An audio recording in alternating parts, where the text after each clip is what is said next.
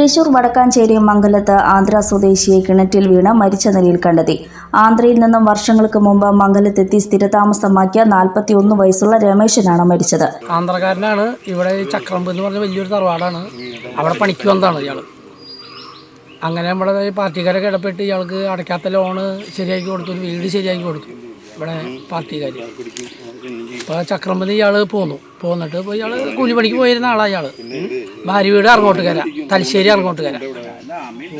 വലിയ കുഴപ്പമൊന്നുമില്ലാത്ത ആളായിരുന്നു. അയാൾ കുടിയൊക്കെ നിർത്തിയതാണ്, വീണ്ടും കുടി തുടങ്ങി. മീൻ പിടിക്കാൻ നല്ല ഉച്ചയ്ക്ക് വന്നാന്ന് പറയുന്നത്. അങ്ങനെ ഉണ്ടായത്. വീട്ടിൽ ഇവിടെ വീണ വശം മരിച്ചെന്നിപ്പോൾ പോലീസുകാരും നാട്ടുകാരും ഒക്കെ പറയണം. വെള്ളിയാഴ്ച ഉച്ച മുതൽ ഇയാളെ കാണാനില്ലായിരുന്നു. ഇന്ന് രാവിലെ രമേശിനെ കാണാനില്ലെന്ന വിവരം ബന്ധുക്കൾ വടക്കാഞ്ചേരി പോലീസിൽ അറിയിച്ചിരുന്നു. ഇതിനിടെ രമേശിനായി അന്വേഷണം നടത്തി വരവെയാണ് നാട്ടുകാർ രമേശിനെ കിണറ്റിൽ മരിച്ച നിലയിൽ കണ്ടെത്തിയത്. മീൻ പിടിക്കാൻ പോയപ്പോൾ കാൽവഴുതി കിണറ്റിൽ വീണതാകാമെന്നാണ് നിഗമനം. വടക്കാഞ്ചേരിയിൽ നിന്നും ഫയർഫോഴ്സ് മൃതദേഹം പുറത്തെടുത്തു. വടക്കാഞ്ചേരി പോലീസ് എത്തി മേൽനടപടികൾ സ്വീകരിച്ചു.